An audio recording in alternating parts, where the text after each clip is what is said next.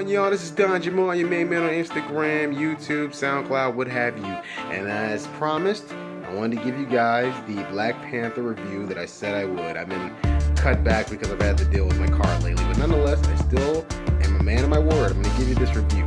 Number one, my God. First time I saw it, I was in awe with the idea of Black Panther altogether. I had to go back and do my research on everything involved. Number one, if you are a fan of Reginald Hudlin, you would be surprised to know that he wrote the first, well, that's not the first, but definitely 38 issues of Black Panther, which I thought was boss, so boss. I love that.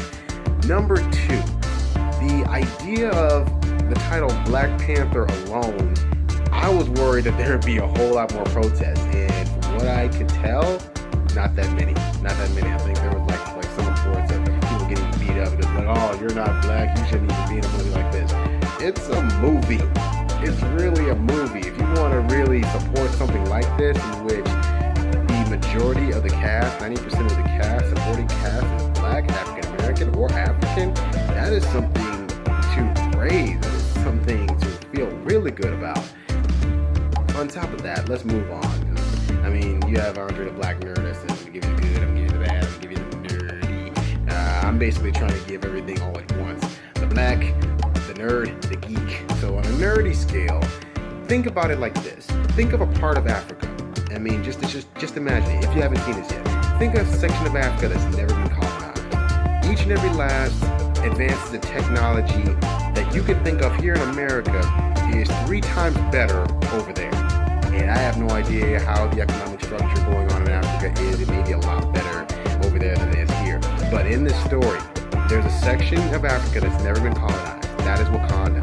And another part within Wakanda is a part of the mountains which they fly into. And you see this beautiful utopia where technology is so much better, where the environment is so much greener, where they build their own resources, built from a meteor which kind of contained a solid metal which kind of generated a lot of energy for them. This is how Wakanda came to be, and Mr.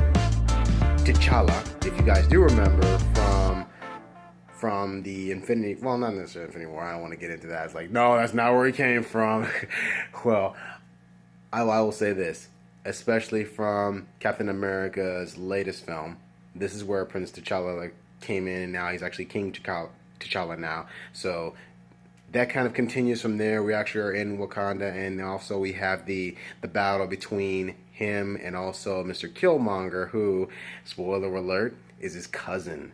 So he's actually trying to battle King T'Challa for the throne and actually eventually taking over Wakanda. Sorry if that spoils you, but it happens. It may have actually happened in the comics, so that's something to really get into conversation about. But one thing that really got into conversation with me, especially at the end of the film, was the idea of African American trying to, well, I won't necessarily say talk about Africans, but it's like the idea of somebody being like so advanced in technology and weaponry, and you're not sharing that with most of the people here in America who is suffering and who is getting killed under ridiculous suspicions and even just being killed unlawfully. That was one aspect of this film that's really going to get to you guys. I promise it's going to get to you guys. One beautiful thing I loved about this film was the fact that each and every last woman was a woman you could feel proud of. Oh my God, the melanin in this movie is gorgeous. Just saying that. That's just my personal opinion. I mean, see the movie and have your own opinion on that. The other aspect that really got to me is, where does the film go from here? Where does it go from here?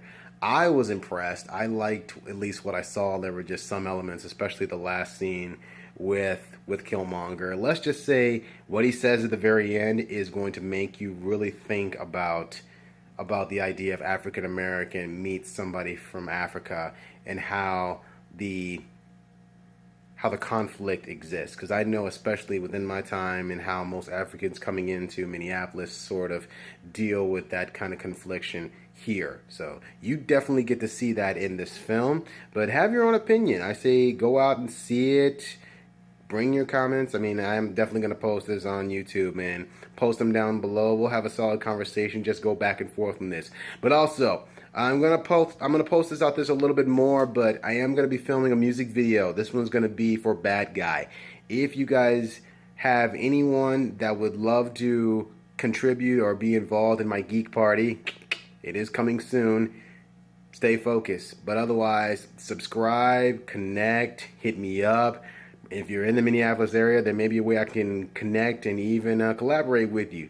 So nonetheless, thank you for your time. Thanks for actually listening. And if I have more movies, or maybe you guys have movies that you'd like me to see and maybe have a conversation with, we'll go from there. Until then, stay focused. Peace.